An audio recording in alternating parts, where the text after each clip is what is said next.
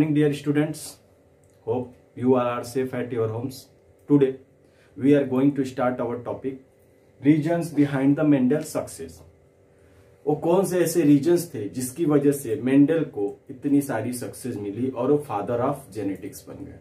तो सिंपली कुछ ऐसे पॉइंट्स थे जिनकी वजह से उनके वर्क को भले ही बाद में बट क्रेडिट मिला और वो कंटिन्यूअसली उन चीजों को अप्लाई करते रहे और एक समय के बाद उन्हें जो फेम मिलना था वो मिला।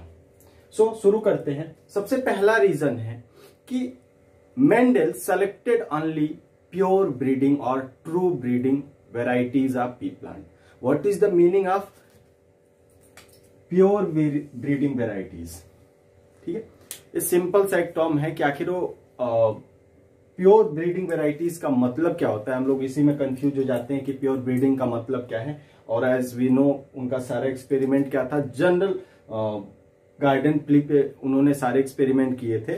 तो प्योर ब्रीडिंग का मतलब होता है कि जब वहां पे सेल्फ फर्टिलाइजेशन हो, उस सेल्फ फर्टिलाइजेशन में जो ऑफस्प्रिंग बने वो सारे के सारे क्या हो, उन्हीं ट्रेट्स के साथ हो जो पेरेंट्स के पास होते हैं। मीन्स अगर हम बात करें दिस वन पेरेंट्स के ट्रेट्स हैं, तो इससे जो ऑफस्प्रिंग बनेंगे उनके पास जो कैरेक्टर्स आएंगे वो पेरेंट्स के ही ट्रेट्स होंगे। जो ट्रेट्स या कैरेक्टर्स होंगे वो पेरेंट्स के ही होंगे।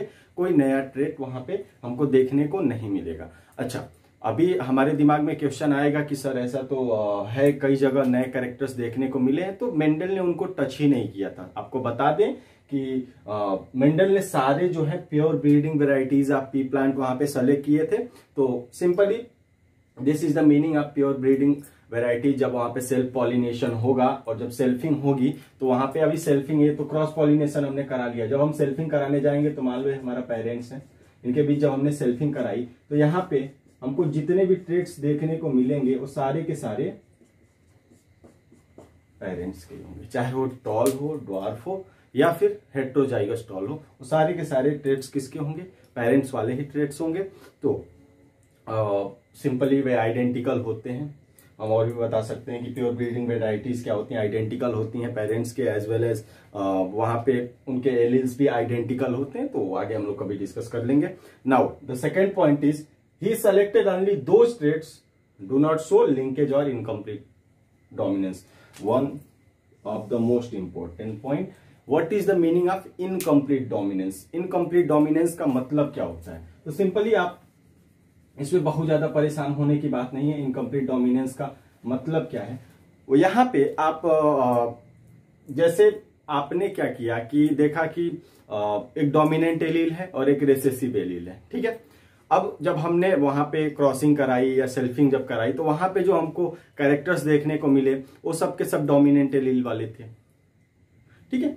उसकी वजह से वो इन्फ्लुएंस अगर आप देखोगे तो डोमिनेंट एलील का वहां पूरी तरीके से इन्फ्लुएंस है। मींस हम कह सकते हैं कि जो रिसेसिव का कैरेक्टर है उसको डोमिनेंट ने पूरी तरीके से मास्क कर लिया है, कवर कर लिया है, ठीक है। ये तो हो गया डोमिनेंस।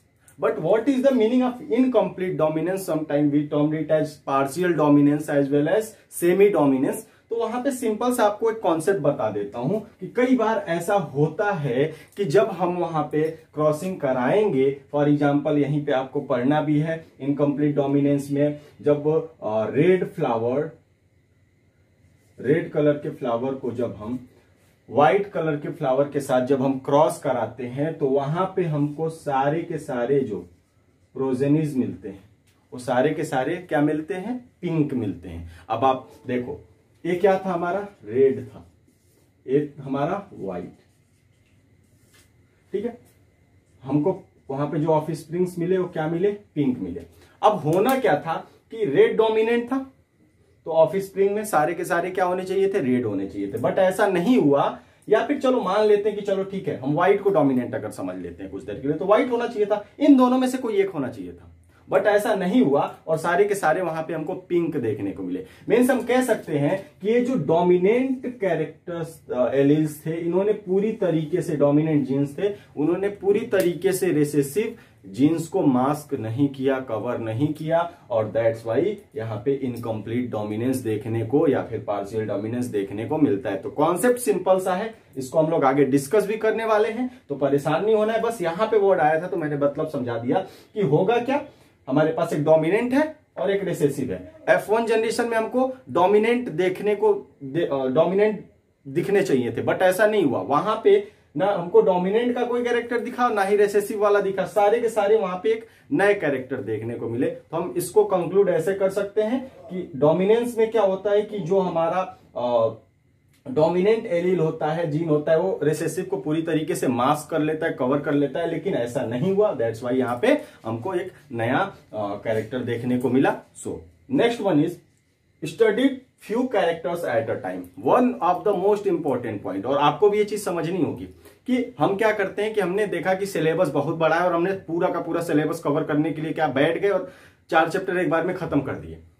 हमको ऐसा नहीं करना है, हमको थोड़ा थोड़ा करके करना है, क्योंकि परफेक्शन तभी आएगा जब हम चीजों को अच्छी तरीके से समझ के और एक कहते हैं ना इंस्टॉलमेंट में वर्क कर रहे हैं। तो वही उन्होंने किया, उन्होंने इंस्टॉलमेंट में वर्क किया। उन्होंने देखो कैरेक्टर्स तो बहुत ज्यादा थे, हमने 7 पेयर ऑफ कंट्रास्टिंग कैरेक्टर्स अभी हम जाके बताएंगे, और शुरू में भी मैंने बताया था कि 7 पेयर ऑफ कंट्रास्टिंग कैरेक्टर्स उन्होंने यूज किया था।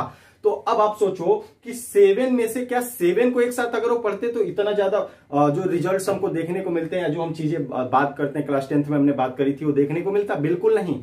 तो एक सबसे इंपॉर्टेंट पॉइंट था कि उन्होंने सिर्फ कुछ कैरेक्टर, 2-3 कैरेक्टर, 1-2 कैरेक्टर एक समय पे उन्होंने स्टडी करा और उसको बहुत ही डिटेल वे में स्टडी करा। Now next one is studied inheritance of characteristics for 2 और मोर जनरेशन। ओके, अब हम आपको बता दें कि यहाँ पे जो बाकी के उनके कॉलीग्स थे, को साइंटिस्ट थे, उन्होंने एक समय पे कई सारे कैरेक्टर्स को पढ़ा। उसके अलावा उन्होंने 2 जनरेशन तक या 3 जनरेशन तक काम किया और बस स्टॉप कर दिया, वहीं से रिजल्ट कंक्लूड कर दिया।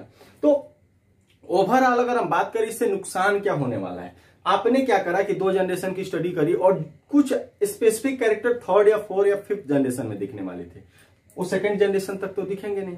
तो यहाँ पे ओवरऑल हम कह सकते हैं कि उन्होंने जब जनरेशन को आगे तक पढ़ा, स्टडी करी, तो हर हाल में उनका जो रिजल्ट आना था वो बहुत ही डिटेल्ड वे में आना था, बहुत ही कहा जाए कि हमारे पास एरिया बहुत ज्यादा होना था। ठीक है, चलो next one is kept record of every cross recorded very precisely. ठीक है, उन्होंने हर एक रिकॉर्ड को, उन्होंने एक क्रॉसिंग कराई और क्रॉसिंग को वहां पे नोट करा। F1 जनरेशन को F1 जनरेशन वाले कॉलम में, F2 जनरेशन को F2 जनरेशन, मतलब ओवरऑल अगर उन्होंने रिकॉर्ड अगर करा तो हर एक ट्रेट को, कैरेक्टर जो भी वहां पे जनरेशन की स्टडी करी, उसको पर्टिकुलर उसी जगह पे उन्होंने रखा। तो next one is conducted experiment on large number of plants for same traits. One of the most important point ये भी है कि उनकी सैंपलिंग साइज बहुत बड़ी थी।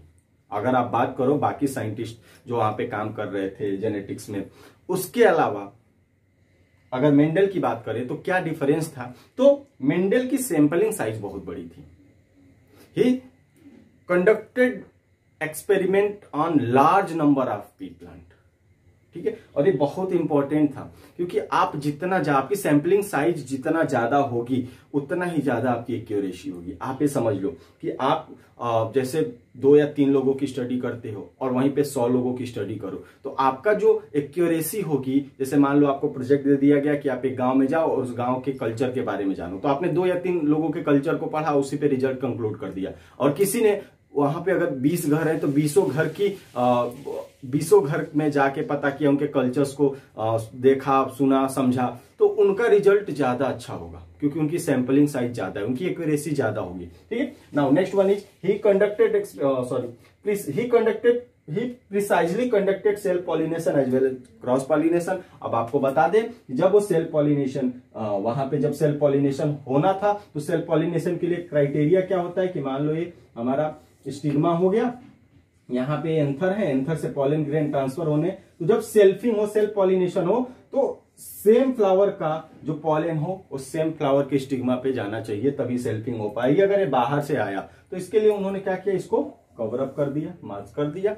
और जब बात आई क्रॉसिंग की तो उन्होंने इमेस्कुलेशन और बैगिंग जो हम लोग अभी पढ़ने वाले हैं, इसके एंथर को यहां से रिमूव कर दिया और फिर बाहर से, यहाँ पे मान लो कोई सेकेंड नंबर का फ्लावर है, उसके एंथर से पॉलिन ने जाके इसको पॉलिनेट कराया, तो यहाँ पे क्रॉस पॉलिनेशन देखने को मिला।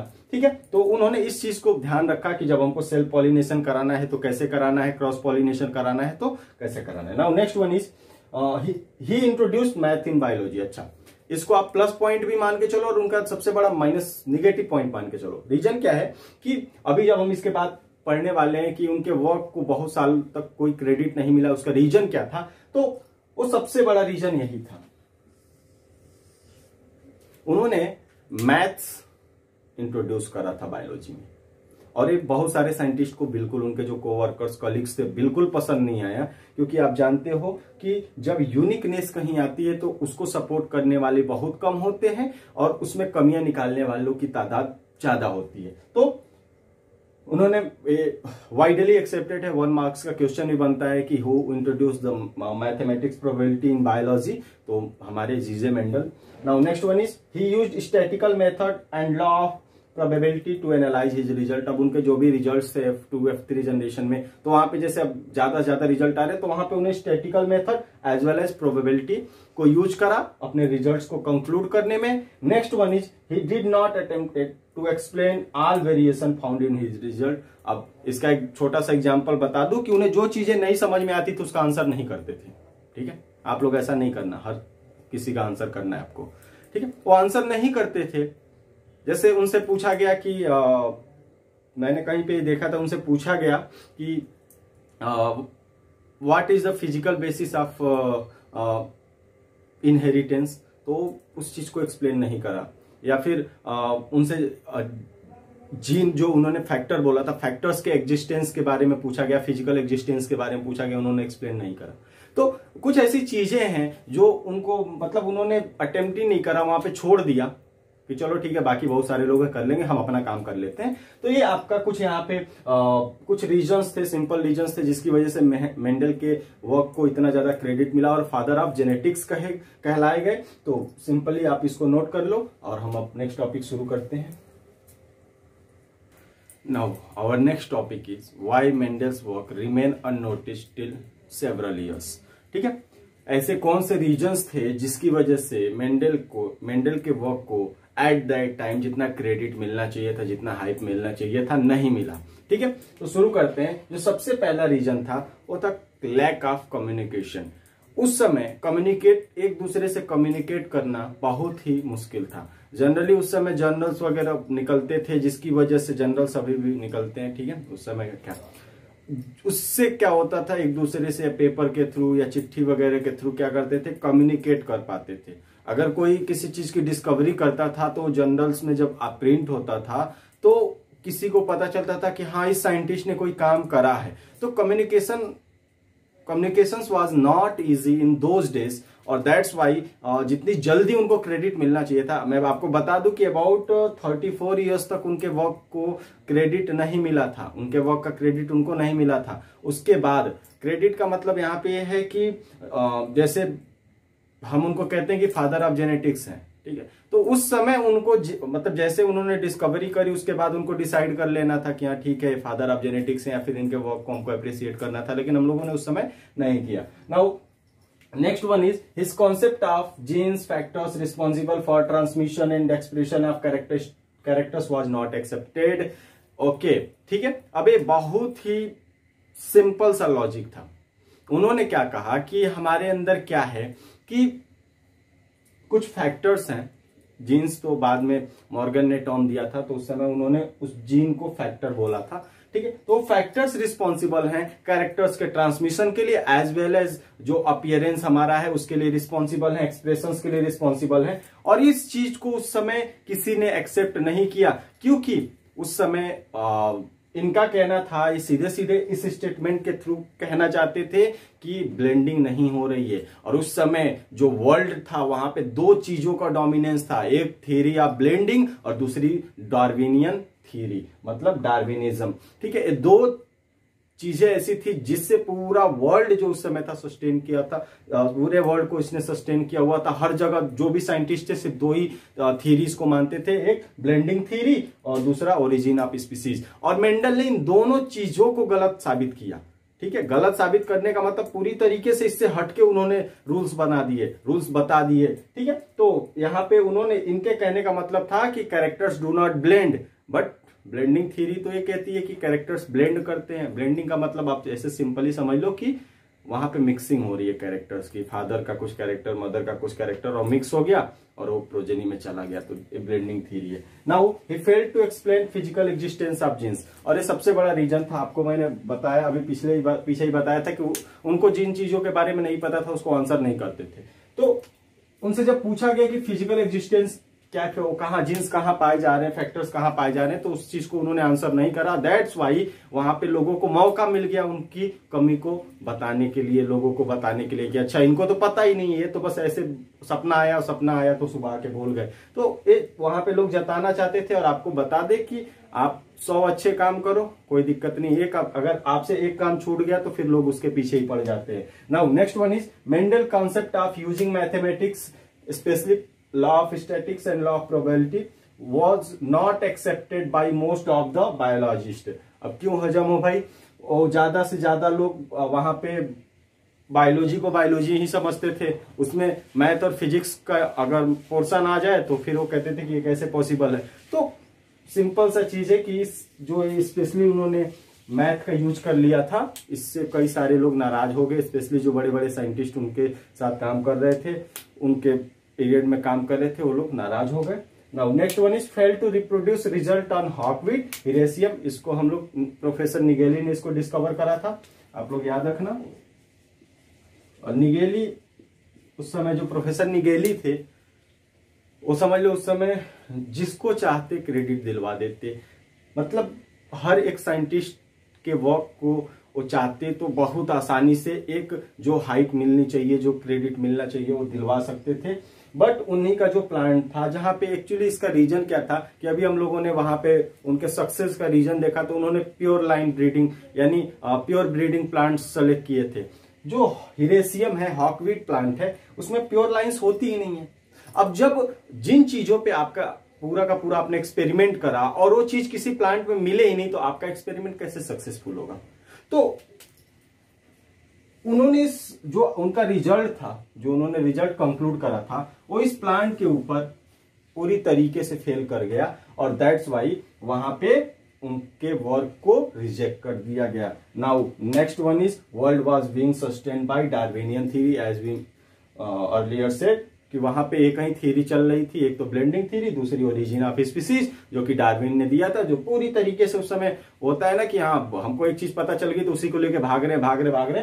तो now these are the simple reasons behind the Mendel's work remain unnoticed till 34 years और मोर देन 34 इयर्स। तो यहाँ पे ये आपके कुछ पॉइंट्स है। इसके बाद हम लोग बात करने वाले हैं mechanism of explanation of Mendel experiment, किस तरीके से मेंडल ने एक्सपेरिमेंट को परफॉर्म किया था, तो इसको आप लोग नोट कर लो।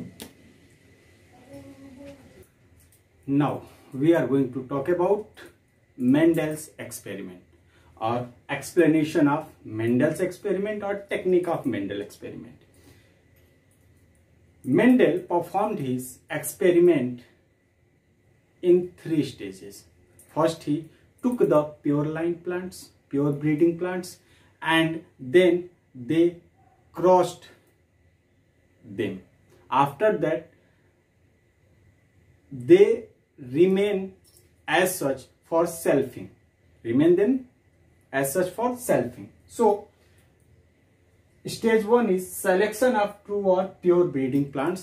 As we know, they took 7 pair of contrasting characters of true breeding pea plants. In next step, they hybridized them to obtain the F1 generation. Hybridize means they made a cross between them, the contrasting sets, the contrasting characters, cross between the contrasting characters. He performed reciprocal cross. What is the meaning of reciprocal cross? First, if he took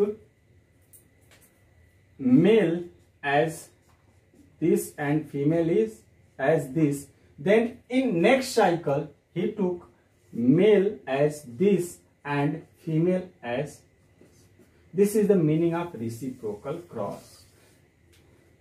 okay सबसे पहले समझ लो reciprocal का मतलब हो क्या होता है कि अगर हमने पहले एक बार हमने एक्सपेरिमेंट कराया, उसमें हमने मेल को अगर डोमिनेंट रखा है, प्योर डोमिनेंट रखा है और फीमेल को प्योर रिसेसिव रखा है, तो नेक्स्ट हमारा जब हम एक्सपेरिमेंट करेंगे, सॉरी साइकिल मैंने बोला, तब वहां पे हम मेल को प्योर रिसेसिव और फीमेल को प्योर डोमिनेंट कर लेंगे। अब इसका फायदा क्या है हम आगे पढ़ने वाले हैं। जब मैं मोनोहाइब्रिड क्रॉस एक्सप्लेन करूंगा तो वहां पे मैं reciprocal cross, text cross, back cross, ये सब मैं एक्सप्लेन करने वाला हूं, तो वहां पे मैं इसको एक्सप्लेन करूंगा।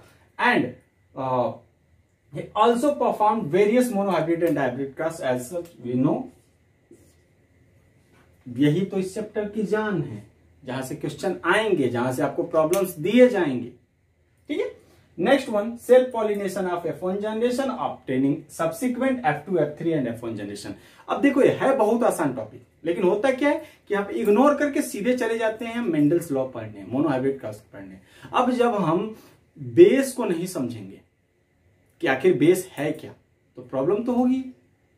तो हम सबसे पहले बेस को समझ लेते हैं ना कि मेंडल के एक्सपेरिमेंट का, जैसे हमने ये देख लिया कि उन्होंने पी प्लांट को क्यों सेलेक्ट करा, हमने ये देख लिया कि उनको सक्सेस कैसे मिली, हमने ये देख लिया कि उनका work at that time appreciate क्यों नहीं किया गया। तो अब थोड़ा सा और देख लेते हैं कि आखिर उनका एक्सपेरिमेंट का बेस क्या था। तो सबसे पहले उन्होंने ट्रू और प्योर ब्रीडिंग प्लांट्स लिए। एक्चुअली यहाँ पे मैंने क्लियर लिख दिया है कि 7 पेयर्स ऑफ ट्रू ब्रीडिंग, उसका अभी हम लोग देख लेंगे वो कौन कौन से थे। हाइब्रिडाइजेशन का मतलब ऐसे समझ लो कि वो जैसे यहां से अगर मैं देखूं, ए मान लो कि यहां से एक टी है, यहां से एक ए ले लेते हैं, यहां से एक ए ले लेते हैं। अभी इसके बारे में बताऊंगा, परेशान ना होना। तो अभी कुछ ऐसा बन जाएगा, जाइगोट ऐसा बन जाएगा। तो हाइब्रिडाइजेशन में देखो क्या हो, एक इसका और एक इसका मिल के हाइब्रिड का मतलब वो मिल गए। अच्छा कहोगे सर ये तो ब्लेंडिंग है। नहीं बेटा, ब्लेंडिंग दूसरी चीज थी, वो गैमेटोजेनेसिस के समय ब्लेंडिंग की हम बात कर रहे थे। यहाँ पे एक्चुअली ये आफ्टर पॉलिनेशन, हमने जब cross pollination, this is the cross pollination, उसके बाद हमारा जब वहां पे जाइगोट बना हुआ है, वहां ब्लेंडिंग जब होती है, वो ब्लेंडिंग एक समझ लो कि एक ऐसा टर्म है जो पूरी तरीके से समझ में नहीं आता है कभी भी। अगर हम उसको बहुत ज्यादा डीप में लेके जाएं तो और ज्यादा कंफ्यूजन बढ़ जाती है। तो ब्लेंडिंग का मतलब ऐसे समझ लो कि मिक्सिंग ऑफ गैमेट्स है, मतलब ये इसके अंदर घुस जाएगा। पर मेंडल ने इस चीज को बताया था कि नहीं ये घुसेगा नहीं, मिक्स नहीं होगा। जैसे ही हम F2 में जाएंगे अलग हो जाएगा। एक्सपेरिमेंट के थ्रू मैं बताऊंगा कि ये ब्लेंडिंग को बिल्कुल सपोर्ट नहीं करते थे। तो हाइब्रिडाइजेशन ऑब्टेनिंग F1 जनरेशन। अब अगर ये हमारे पेरेंट जनरेशन है तो इसके बाद जो नेक्स्ट जनरेशन आएगा F1 जनरेशन आएगा। ठीक है, यहां से हम समझ लेते हैं ये पेरेंट्स हैं। ठीक है, मान लो कि ये पेरेंट्स हैं, कैपिटल टी स्मॉल टी, इनके बीच मैंने क्रॉस पॉलिनेशन, याद रखना पहले क्रॉस पॉलिनेशन कराएंगे तो यहाँ पे हमको ऐसा मिलेगा। फिर हमने इसको एज ए पेरेंट मान के अगर हमने क्रॉस करा लिया, ये हमारा देखो ये पेरेंटल जनरेशन, ये F1 जनरेशन। F1 जनरेशन का मतलब फर्स्ट फिलियल जनरेशन, यानी कि पहली उनकी प्रोजेनी है। जैसे दादाजी है, दादाजी के बाद पिताजी, पिताजी के बाद हम लोग, फिर हमारे बच्चे, ऐसे कंटिन्यू होता रहेगा। ठीक है, अब इसमें हमको 3 सेट्स मिलेंगे कुछ ऐसे। ठीक है, ये अभी आगे देखेंगे, परेशान नहीं होना, मैं बहुत ज्यादा इस पे अभी नहीं फोकस कर रहा हूं। तो ये हमारा F2 जनरेशन, अभी समझते जाओ क्या है।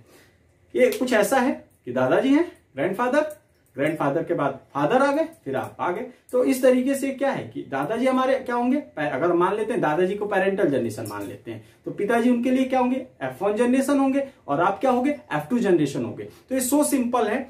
अगर इसके टर्म में देखो तो पेरेंट्स है, उनके बीच में क्रॉसिंग हुई, F1 जनरेशन, अब उनके बीच में सेल्फिंग हुई, F2 generation, further cycle continued F3, F4 so on, F7 तक उन्होंने F3, F4, F5 तक खूब आराम से उन्होंने किया था। ठीक है, चलो तो ये हमारा मेंडल्स एक्सपेरिमेंट का बेस है, उनके बेसिक्स हैं, जो 3 स्टेज में उन्होंने एक्सपेरिमेंट किया। These are the 3 stages of Mendel's experiments. So hope समझ में आया होगा। बहुत ही आसान टॉपिक था, बहुत मतलब अगर पूरे चैप्टर में देख लो तो सबसे आसान है। अब इसकी वजह से बाकी टॉपिक्स आसान हो जाएंगे, तो इसको नोट कर लो। अब नेक्स्ट हम देख लेते हैं वो कौन कौन से 7 डिफरेंट कंट्रास्टिंग सेट्स हैं। So now let's start the contrasting character studied by Mendel in the P. As we know, he studied 7 pair of contrasting characters in Garden P, that is Pisum sativum, and the 7 set of contrasting characters are as follows, and these are the alleles. जिस allele की हम बात कर रहे थे, तो कौन सा एलिल डोमिनेंट होगा, कौन सा रिसेसिव होगा। Beside this I am also including the number of chromosome number at these different kind of characters or these alleles are present. Okay, so start with stem height. Now we have 2 type of plants, actually tall and dwarf. Some plants are tall and some plants are dwarf. Mendel ने देखा कि जो toll हैं वो ज्यादातर toll दिख रहे हैं, मतलब ज्यादातर प्लांट्स टॉल दिख रहे हैं, ड्वार्फ कम देखने को मिल रहे हैं। तो on the basis of his results he conclude that dominant जो है वो टॉल है एंड रिसेसिव ड्वार्फ है, और एक क्रोमोसोम नंबर 4 पे प्रेजेंट होता है। स्टेम हाइट जैसे एक मान लो हमारा ये टॉल हो गया, इसके साइड में ड्वार्फ हो गया। Next one is flower colour. आपने देखा होगा कि जो पी है उसमें बहुत सारा फ्लावर कलर देखने को मिलता है, ठीक है। जो कॉमन है वॉयलेट एंड व्हाइट होता है। तो मेंडल ने देखा कि ज्यादातर मैक्सिमम नंबर ऑफ जो फ्लावर्स थे वॉयलेट कलर थे, एंड जो नंबर ऑफ जो फ्लावर्स जो कम थे वो व्हाइट थे, और on the basis of his results he conclude that violet is dominant and white is recessive, and these both the alleles are present at chromosome number 1. This is not so much important, but recent आप जब NEET का जब देखोगे, NEET के questions देखोगे तो वहां पे ये चीज इंक्लूड हो चुकी है। अब क्रोमोसोम नंबर पूछ लिया जाता है तो आप उसके लिए तैयार रहो, ठीक है। तो next one is flower position. अब फ्लावर पोजीशन आप देखोगे, अगर आप जाते हो फील्ड में तो आप देखोगे कि 2 तरीके से फ्लावर लगे होते हैं। एक तो मान लो स्टेम है और स्टेम पे एक फ्लावर ऐसे लगा हुआ है, ठीक है। ये मान लो एक फ्लावर ऐसे लगा हुआ है, ठीक है, गंदा सा फ्लावर है, काम चलाओ, ठीक है। तो अब ये जो फ्लावर है बेटा ये एक्सियल है, और ये सबसे ज्यादा देखने को मिलेगा। आप जाओगे देखोगे तो एक्सियल फ्लावर्स, एक्सियल पॉट्स बहुत देखने को मिलेंगे। बट इसी में जो दूसरी वेराइटी आपको जो देखने को मिलेगी जो कि रेसेसिव है वो टर्मिनल। अब आपके बुक में आप देखोगे तो ये चीज बनी हुई है, ठीक है। तो ए दिस इज अ टर्म, मतलब एकदम टर्मिनल इंड पे है, ठीक है। इंड पे अगर फ्लावर्स लगे हुए हैं, समटाइम्स हम ऐसे भी बना लेते हैं, तो ठीक है, इससे कोई फर्क नहीं पड़ता। ये हमारा स्टेम हो गया और ये हमारा यहाँ फ्लावर हो गया। तो ये डोमिनेंट हो गया और ये रिसेसिव हो गया। ये एक्सियल पोजीशन पे है और ये टर्मिनल पोजीशन पे। अब क्लास 11th में आप एक्सियल और टर्मिनल जब आप मॉर्फोलॉजी ऑफ फ्लावरिंग प्लांट्स पढ़ रहे होगे तो वहां पे आप लोगों ने पढ़ा होगा axial flowers and terminal flowers को। So next one is pod shape. अब पॉड 2 टाइप को आपको देखा। अच्छा, फ्लावर जो एक्सियल और टर्मिनल एलिल्स जो है वो आपके जो रिस्पॉन्सिबल है फ्लावर की पोजीशनिंग के लिए वो क्रोमोसोम नंबर 4 पे प्रेजेंट होते हैं। पॉड शेप में आते हैं तो 2 तरीके के पॉड आपको देखने को मिलेंगे। एक आपको बिल्कुल इन्फ्लेटेड ऐसे देखने को मिलेगा, ठीक है, बिल्कुल फुला हुआ, जिसमें कहते हैं ना कि भैया बढ़िया वाली है 40 रुपए किलो वाली है, और एक होता है कि भैया 30 रुपए वाली, 30 रुपए किलो वाली है। तो 30 रुपए किलो वाली कौन सी है? ये वाली, ठीक है, जिसमें मटर के दाने थोड़े कम मिलेंगे। तो this is constricted and this is inflated, भरा हुआ है और एक थोड़ा बहुत खाली है, अभी इसमें डेवलप नहीं कर पाए सीड्स, दैट्स व्हाई। तो ये भी क्रोमोसोम नंबर 4 पे प्रेजेंट होता है। The genes or alleles which are responsible for inflated pod as well as constricted pods are present at chromosome number 4, and आप ऐसे समझ लो कि inflated मतलब भरा हुआ है और constricted मतलब कुछ पोर्शन उसका खाली है, जिसकी वजह से जगह जगह से constrict हो गया, सिकुड़ गया है। Next one is pod colour. अब पॉड कलर की बात करें तो 2 तरीके के पॉड्स आपको देखने को मिलेंगे। एक आपको ग्रीनिश और दूसरे एलोइस। जो ग्रीनिश होते हैं वो डोमिनेंट है, एलोइस आपको कहीं कहीं देखने को मिलेंगे। तो जो कहीं कहीं देखने को मिले वही बेटा आपका रिसेसिव है। और ये जो होता है the genes which are responsible for greenish as well as yellowish color of the pods are present at chromosome number 5. And next one is seed shape. We have two type of seeds, that is round and wrinkled. Round means वापस से समझ लो कि ये रहा round seed, और wrinkled दबला पिछला, ठीक है, दबका जो भी हो, ठीक है, दबा हुआ, ठीक है, जगह जगह से क्या है, ठीक है, wrinkled हो गया, ठीक है। तो the genes which are the alleles which are responsible for round seed as well as wrinkled seed are present at chromosome number 7। और बेटा इसको आप लोग थोड़ा सा इंपॉर्टेंट में डाल लीजिएगा क्योंकि ये पूछा जा चुका है, ठीक है। Next one is seed colour. Seed colour में दो तरीके के आपको सीड देखने को मिलेंगे, yellowish as well as greenish. Now greenish is recessive as well as yellowish is dominant. अब रेसेसिव डोमिनेंट मैं बार बार बता रहा हूं कि जो ज्यादा दिख जाए डोमिनेंट, कम दिख जाए मतलब वो रेसेसिव कम दिखे, ठीक है। बेसिक कॉन्सेप्ट आप इसको ध्यान रखना। और and the both the genes are presented chromosome number 1 and this is the these are the 7 pair of contrasting traits and these are the 7 characters। okay, so hope आपको ये चीज समझ में आ गई होगी। अब हम लोग चैप्टर के सबसे इंपॉर्टेंट पॉइंट की तरफ बढ़ रहे हैं, जो कि है monohybrid cross as well as dihybrid cross. वहीं पे हम मेंडल्स लॉ को भी पढ़ने वाले हैं। सो आप इसको नोट कर लो, हम लोग मोनोहाइब्रिड क्रॉस शुरू करते हैं।